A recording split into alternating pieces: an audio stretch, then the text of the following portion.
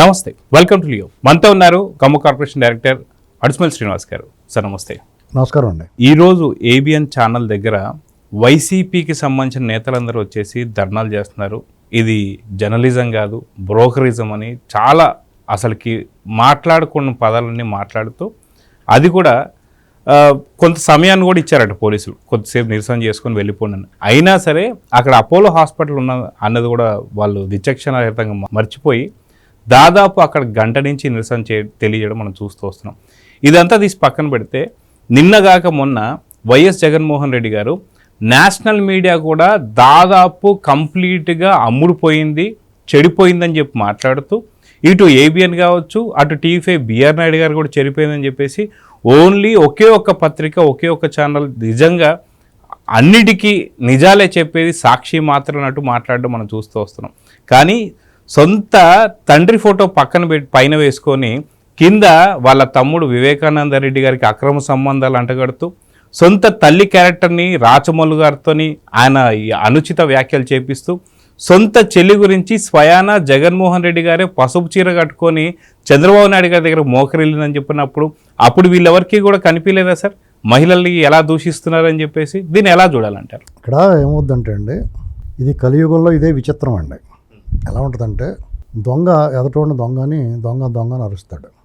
ఇది మనం స్పష్టంగా ఇవాళ రుజువు. అది మహిళలను కానీ, వృద్ధులను కానీ, సమాజంలో పేరు పొందిన వ్యక్తులను కానీ, ముఖ్యమంత్రులను కానీ, మాజీ ముఖ్యమంత్రులను కానీ, ప్రత్యర్థి పార్టీలను కానీ, మా పార్టీకి సంబంధించిన మహిళలను కానీ అత్యంత నీచంగా, జుగుప్సాకరంగా అన్ని రకాలుగా వాళ్ళ ప్రధాన మీడియాలోనూ, పత్రికలోనూ, వాళ్ళ అనుబంధ మీడియాలోనూ, వాళ్ళు నిర్వహించే యూట్యూబ్ ఛానల్స్లోనూ, వెబ్సైట్లోనూ అత్యంత ఘోరంగా, నీచంగా మాట్లాడడం, రాయించడం, చర్చలు పెట్టడం అనేటువంటిది అనేక సంవత్సరాలుగా సాగుతూ వచ్చింది జగన్మోహన్ రెడ్డి గారి ఆధ్వర్యంలో. ఇది మనం కళ్ళారా చూస్తూ వచ్చాం. దాని కారణంగా వారి పట్ల ఒక రకమైన వెగటు వచ్చింది ప్రజల్లో, వాళ్ళ విశ్వసనీయత పోయింది. ఏబిఎన్ వీకెండ్ కామెంట్లో ఆయన ఆ వ్యాఖ్యలో వాళ్ళని బాధించి ఉండొచ్చు. ఆ మహిళలకు సంబంధించి జగన్మోహన్ రెడ్డి గారిని గుడ్డిగా ఫాలో అవుతున్నారు వీళ్ళు, రేపు మీ భార్యలు కాదు వీళ్ళు చెల్లెళ్ళు అంటే కూడా వీళ్ళు అలాగే ఒప్పుకునేలా ఉన్నారు అన్నాడు ఆయన. దాన్ని ఒక ఉదాహరణగా చెప్పాడు. అందులో నీచమైంది ఏం లేదండి. నేను ఇలా ఇంతకిలా చెప్తున్నానంటే వాళ్ళు పచ్చ మీడియా అంటున్నారు కాబట్టి ఖచ్చితంగా మేము మాట్లాడతాం. నువ్వు ఒక మీడియా విలువలు లేవు మీకు అని నిరసన వ్యక్తం చేస్తే మేము కూడా న్యూట్రల్గా ఉండడానికి ప్రయత్నం చేస్తాం. నువ్వు పచ్చ మీడియాను ముద్రేసే కాబట్టి ఖచ్చితంగా వాళ్ళు మా వాళ్ళు కావాల్సి అనుకుని మేము మాట్లాడాల్సి వస్తుంది. అంతే కదా మరి. మన వాళ్ళు మనం డిఫెండ్ చేసుకోవాలి, వాళ్ళు రెస్క్యూకి రావాలి కదా. నేను అలా అనుకోవట్లేదు ఏబిఎన్ ఎప్పుడు. ఏబిఎన్ కానీ, TV5 కానీ, లేకపోతే ఈటీవీని, ఈనాడు పత్రికలను కానీ, తెలుగుదేశం పార్టీ పచ్చ మీడియాని మీరు అరుచుకుంటారు కానీ, ఎడుతారు కానీ వాళ్ళు ఎప్పుడు కూడా పచ్చ మీడియా కాదు. తెలుగుదేశం పార్టీతోటి వాళ్ళకి ఏ రకమైన అనుబంధం లేదు. ఎన్నోసార్లు అందరికన్నా ఎక్కువ విమర్శించి దాళ్లే. మీకు మీ బుర్రలేదు కాబట్టి మీకు చాలా విషయాలు తెలియవు కాబట్టి మీరు అర్థవంతమైన విమర్శ మీరు ఎప్పుడు చేయలేరు. అడ్డగోలుగా విష ప్రచారాలు చేస్తారు మీరు. వీళ్ళు అర్థవంతంగా ఆలోచింపజేసే విధంగా విమర్శ చేస్తారు. వీళ్ళు దాన్ని వీళ్ళు సరి చేసుకుంటారు. మీరు చెప్తే కొడితే ఎడుతారు. మీకు ఎట్టి పరిస్థితుల్లో ఏబిఎన్ రాధాకృష్ణన్ గారు ఇంతకంటే ఎక్కువ వీకెండ్ కామెంట్లు ఉతికారేసాడు. తెలుగుదేశం పార్టీ నాయకుల్ని, అధినాయకుడిని, పార్టీ క్యాడర్ని కూడా అనేక సార్లు తీవ్రంగా విమర్శించాడు ఆయన. మేము అందులో వాస్తవం ఎంత అనేటువంటి చూసుకున్నాం. వాస్తవం ఉందా లేదా అనుకున్నాం. ఒక్కొక్కసారి బాధపడిన సందర్భాలు ఉన్నాయి, మనస్తాపానికి గురైన సందర్భాలు ఉన్నాయి. ఎందుకలా రాస్తున్నారు వీళ్ళు? మనం వాళ్ళని ఏమంటామండి మీడియాని? ఇప్పుడు మేమేమైనా TV9ని, NTVని, సాక్షిని ఏమైనా అనగలుగుతున్నామా? వాళ్ళ బాబాయిని ముక్కల కింద నరికే చంద్రబాబు నాయుడు గారు చేతిలో కత్తెట్టారు. వాళ్ళ చెల్లెలకి రొంక అంటగట్టారు. సునీతారెడ్డి గారే హత్యానేరం మోపారు. వాళ్ళ వెబ్సైట్లోను, యూట్యూబ్లోను ఒక సామాజిక వర్గం మీద పడి ఎలా ఎడుతారు? ఎలాగైతే రోజు తన్నులు తింటారు మీరు, రోజు మీ మీదకి వచ్చి కూర్చోవాలి. ఈ సమాజంలో అలజడి రేపడానికి మీరు కొత్త సాంప్రదాయానికి తెరదీశారు. ఇలాంటి రాతలో మాటలు మాట్లాడితే మీరు ఎదుర్కోవడానికి సిద్ధంగా ఉండండి. మాకు దారి చూపించారు మీరు, అంతే కదండి.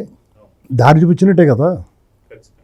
ఇప్పుడు మీరు గుప్పుడు మందిని గుంటూరు నుంచి, విజయవాడ నుంచి, ఆన్లైన్లో తీసుకొచ్చారు. హైదరాబాద్లో ఉన్న జగన్ అభిమానులు తీసుకురండి. మేము చెప్తున్నాం ఈసారి సాక్షి లాంటి మాటలు రాసినా రాతలు రాసినా చర్చలు పెట్టినా మేము విజయవాడ నుంచి గుంటూరు నుంచి తీసుకురాం. హైదరాబాదులో ఉన్న చంద్రబాబు నాయుడు గారి అభిమానులే వచ్చి నిలబడతాం మేము ముందు. మీ ముఖంగా చెప్తున్నాను నేను. ఇలాంటి కోతలో రాతలు ఏమైనా ఉంటాయి. మీరు గుంటూరు నుంచి అంబటి రాంబాబు కావాల్సి వచ్చాడు, రాయమండ్రి నుంచి మాజీ ఎంపీ కావాల్సి వచ్చాడు, కడప నుంచి అక్కడి నుంచి తెచ్చుకోవాల్సి వచ్చింది. మీరు మాకు అవసరం లేదు. నేను కానీ ఇలా కానీ వేసానంటే అంటాడు ఒకసారి రాజేంద్ర ప్రసాద్ గారు. అలాగా మాకు ఇమీడియట్గా చంద్రబాబు నాయుడు గారు అరెస్ట్ అయినప్పుడు ఏమైందో చూశారు కదా. కాబట్టి ఎవరన్నా ఖచ్చితంగా మీకు మనస్తాపం కలిగి నిరసన చేసే హక్కు మీకు ఉంది.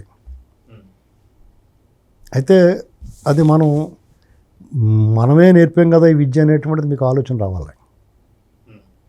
ఇలాంటి అసభ్య పదజాలానికి మీరు ఆనవాళ్ళు, మీరు మీ చిరునామా, మీరు వ్యక్తిత్వ హననం చేయడంలో మీరు సిద్ధహస్తులు. మీరు నేరం చేసి ఎదటాడు మీద తోసేయడంలో మీరు అగ్రగణ్యులు. మీరు ఇది ఎంత విధి వైచిత్ర్యం అంటే ఇదే. ఇలాంటి పనులన్నీ మీరు చేసి పైగా లక్ష్మీపార్వతి అక్కడ లక్ష్మీపార్వతి కూర్చుని మహిళల గురించి బాధపడతాం అంటే మీకు ఎంత సిగ్గుపోయిందో నాకు అర్థమవుతుంది. ఎంత సిగ్గు వదిలేశారనేటువంటిది అర్థమవుతుంది. నిరసన చేయడాన్ని మనం తప్పు పట్టకూడదండి. వాళ్ళు బాధ కలిగింది, నిరసన చేయొచ్చు. కానీ మీరేం చేశారు? ఒక ప్రాంతం మహిళల్ని సాక్షిలో కూర్చోబెట్టి కొమ్మినేని శ్రీనివాసరావు ఆ కృష్ణరాజన్న అతనితో మాట్లాడితే మామూలుగా అయితే మిమ్మల్ని ఏం చేయాలి?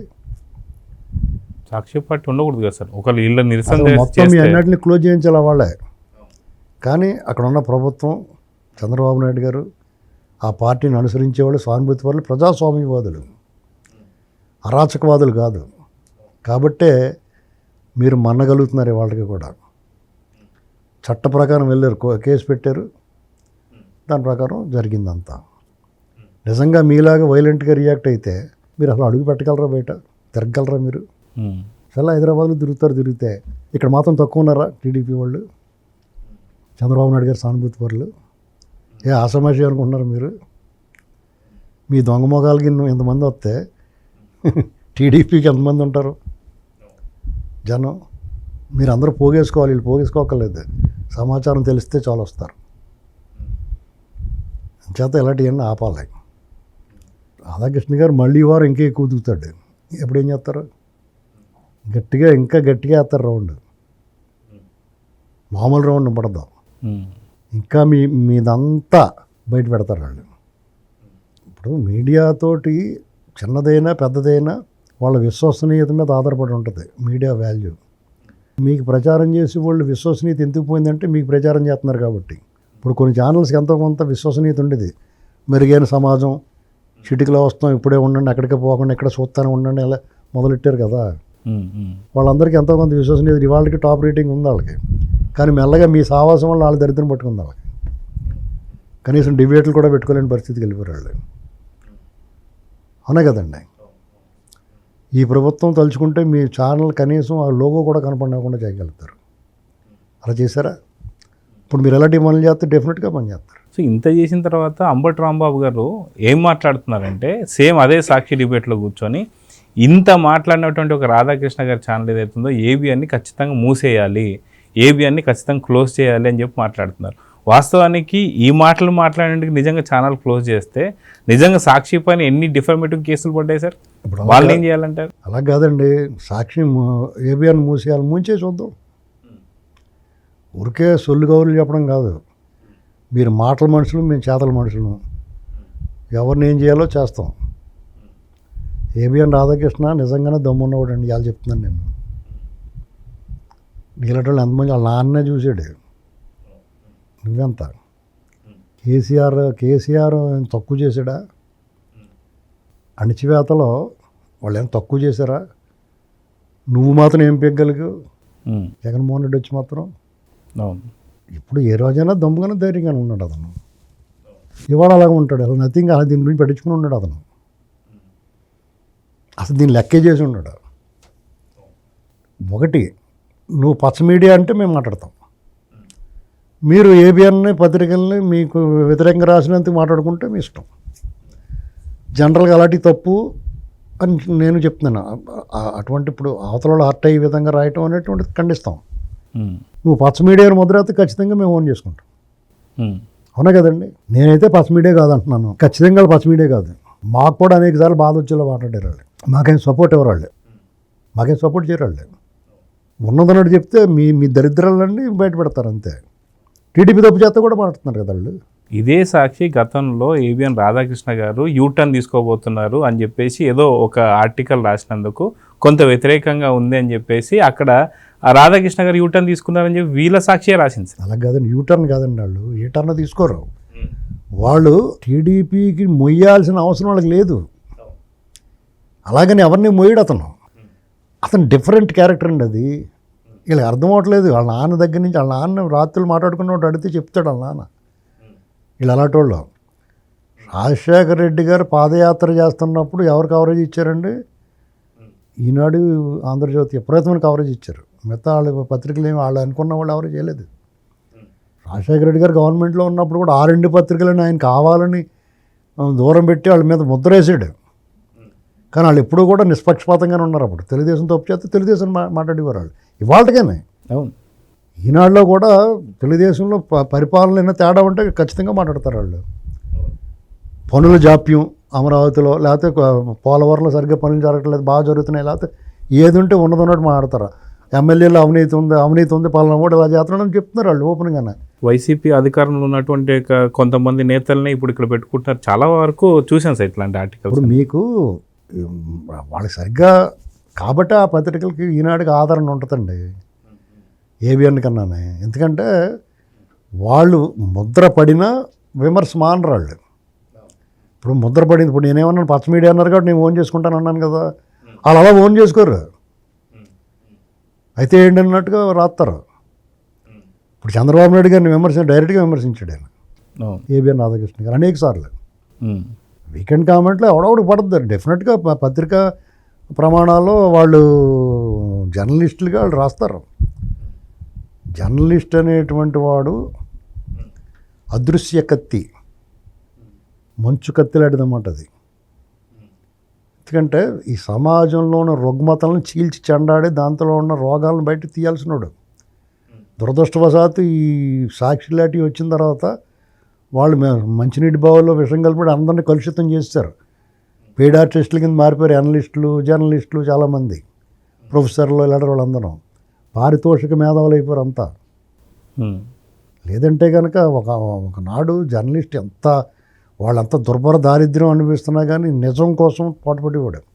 నికార్సైన జర్నలిస్టు నిజం కోసం యుద్ధం చేస్తాడు, అబద్ధాన్ని అణిచివేయడానికి చూస్తాడు, నిజాన్ని నిర్భయంగా బయట పెడతాడు. ప్రాణాలు పోతున్నా సరే, యుద్ధంలో అయినా, పెను తుఫానులో అయినా, వరదల్లో అయినా, వానలో అయినా కానీ వార్తలాగా అందించేవాడు జర్నలిస్టు. అవినీతి అక్రమాలను వెలుగు తీసేవాడు జర్నలిస్టు.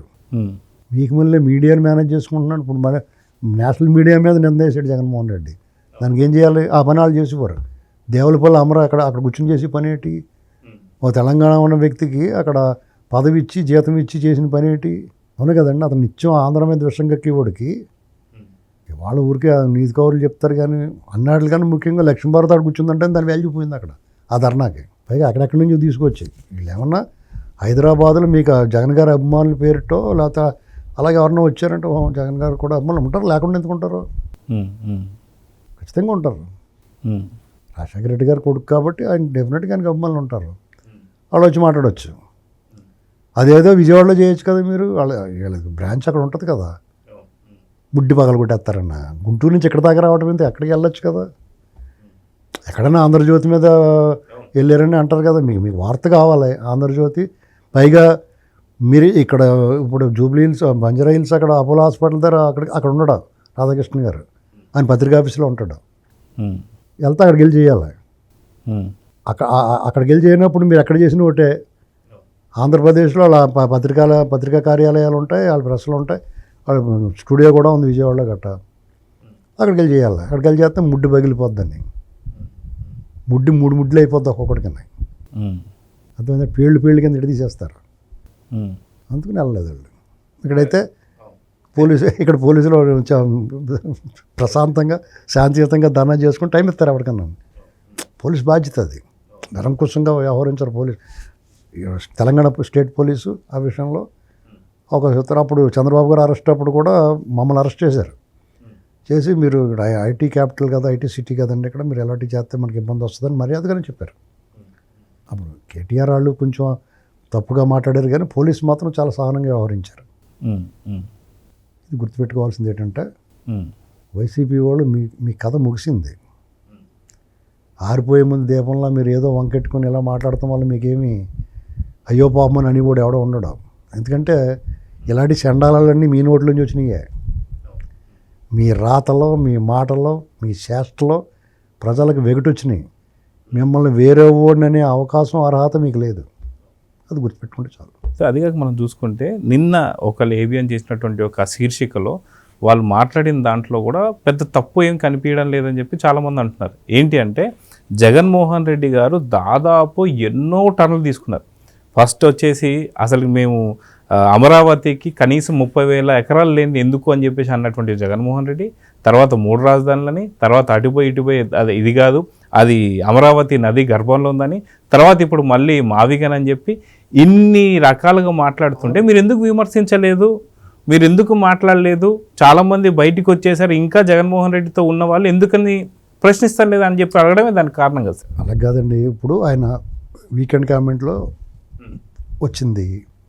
యాక్చువల్గా జగన్మోహన్ రెడ్డి ఇన్ని టర్న్లు తీసుకున్నాడో, యూ టర్ను, హెయిర్ పిండి బెన్ను, రకరకాల టర్నింగ్లు ఉంటాయి కదా పైకి ఘాట్ రోడ్ లాగా, అన్ని మెలికలు తిరిగేలా తీసుకున్నాడు అతను. దాన్ని ఒక రకంగా జనం మర్చిపోతున్నప్పుడు ఈయన మాట్లాడిన దాన్ని వీళ్ళు ఈ హైలైట్ చేయడం వల్ల అందరికీ మళ్ళీ గుర్తుకొస్తుంది. అతని శాస్త్రలో పిల్లి మొగ్గలన్నీ కూడా మళ్ళీ గుర్తుకొస్తాయి. అంటే వాళ్ళు పడుకున్న గుర్రాన్ని లేపుతాన్ని ఇచ్చుకుంటారు సిద్ధవస్తులు వాళ్ళు. మళ్ళీ వాళ్ళే అందరికి గుర్తు చేస్తారు. అసెంబ్లీలో 30,000 ఎకరాలు ఉండాలి, అమరావతి రాజధాని, ప్రాంతాల మధ్య ద్వేషాలు ఉండకూడదని నేను ఒప్పుకుంటున్నాను అని చెప్పాడు. అధికారంలో రాకముందు ప్రచారంలో నా ఇల్లు ఇక్కడే కట్టుకున్నాను, అమరావతిలో గజాలు ఎక్కువిస్తాను, పెన్షన్లు పెంచుతాను, చంద్రబాబు కన్నా బాగా కడతాను అని చెప్పాడు. అధికారంలో రాగానే ప్రజావేది కూలగొట్టి అమరావతి కాదు ఇక్కడ 3 రాజధానులు, ఇది శ్మశానం, ఎడారి అన్నారు. అక్కడ ఉన్న బిల్డింగ్లన్నీ పోడెట్టేసాడు. టిడ్కో ఇళ్ళు కూడా పాకుడు పట్టించేసాడు ఆకుపచ్చగానే. ఏమండి ఇంత అరాచకం చేసినోడు నువ్వు మెలికలు. తర్వాత మళ్ళీ 3 రాజధానుల చట్టం చేసావు, దాన్ని సెలెక్ట్ కమిటీకి పంపించారు, తర్వాత కోర్టులో వేసావు, హైకోర్టు రాజధాని అమరావతి అందరూ వెనక్కి తీసుకున్నావు బిల్లు, సుప్రీంకోర్టుకి వెళ్ళావు, ఎన్ని విన్యాసాలు తర్వాత మళ్ళీ ఏమి లేవన్నావు, తర్వాత మళ్ళీ వైజాగ్ అన్నావు, నేను ఎక్కడ ఉంటే అక్కడే అన్నావు, వైజాగ్లో ప్యాలెస్ కట్టుకున్నావు, నువ్వు అందులో వెళ్ళటం లేకుండా నువ్వు ఓపెనింగ్ అవ్వకుండానే ఇంటికి వెళ్ళిపోయావు. ఇంత దరిద్రాలని నెత్తిని పెట్టుకుని కుక్కుని పేనులో పడి ఉండాలి నోరు మూసుకుని. మళ్ళీ మావిగన్నో గడిది గుడ్డి అంటూ వస్తే చీయనరు జనాల్లో విక్రిస్తున్నారు జనం. ఆ విక్రతను తట్టుకోలేకపోతున్నారు మీరు. సో చూద్దాం సార్, ఖచ్చితంగా ఈ యొక్క నిరసనలకి అయితే ఎవరు కూడా మద్దతు తెలుపుతలేదు. సో చూద్దాం జరగబోతుంది. నమస్తే సార్.